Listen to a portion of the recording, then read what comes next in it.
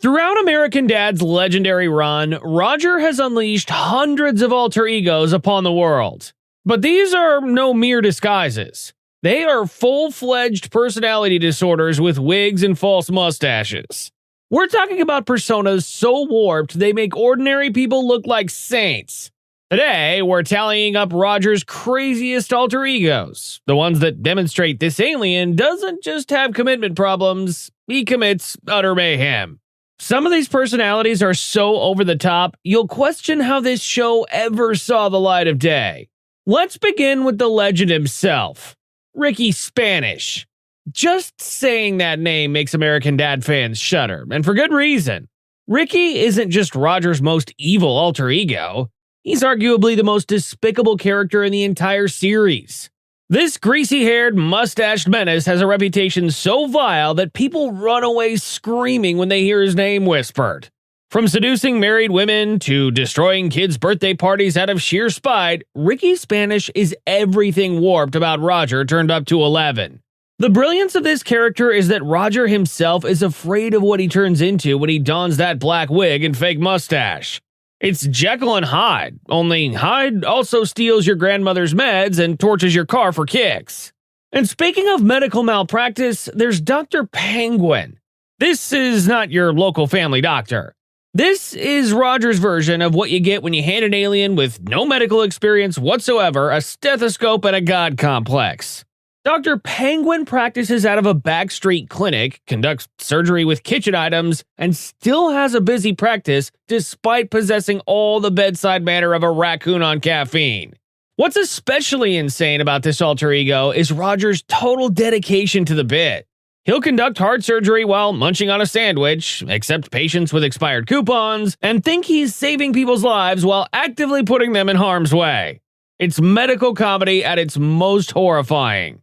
Now, if you thought Roger couldn't get more controlling, meet Roy Rogers McFreely. This alter ego was able to totally infiltrate Steve's school board by making them all believe he was an interested parent.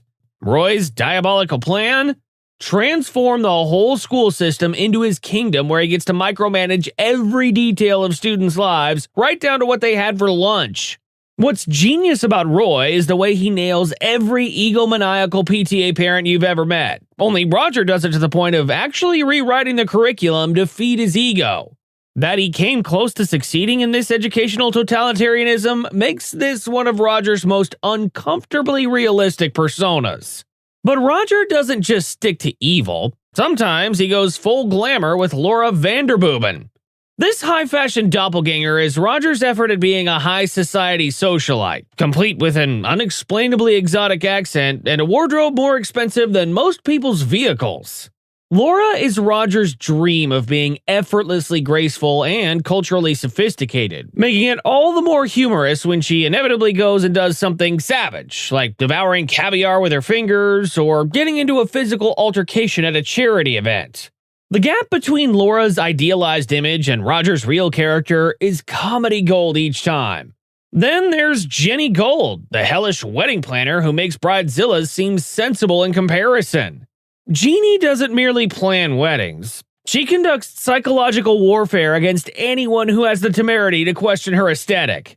She'll manipulate family dynamics, exploit personal insecurities, and turn what should be the happiest day of someone's life into a battlefield where she's the only victor. What makes Jenny particularly diabolical is that she's good at her job. The weddings are beautiful, but the emotional carnage she leaves in her wake could fuel therapy sessions for decades.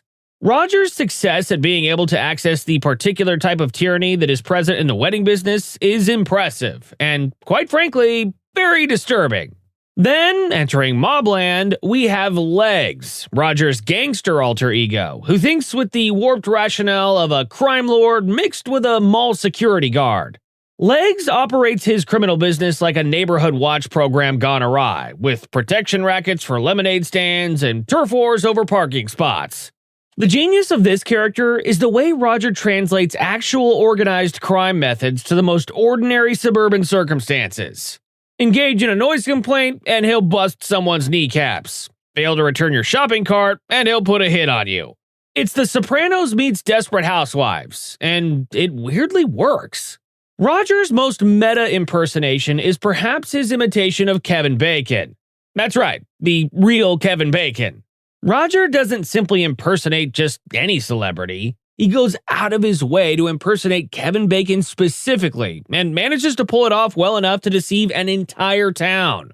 The absurdity reaches peak levels when Roger, as Kevin Bacon, starts making public appearances and giving interviews about his latest projects. What pushes this into true insanity territory is Roger's complete commitment to method acting. He starts believing his performance and genuinely thinks he's contributing to Kevin Bacon's filmography. The talk show circuit gets the Roger treatment with Millie Grant, a daytime television host who makes Jerry Springer look like Mr. Rogers. Millie specializes in the kind of trashy television that exploits human misery for entertainment, except Roger brings his alien perspective to the format, resulting in show topics that are both hilarious and deeply concerning.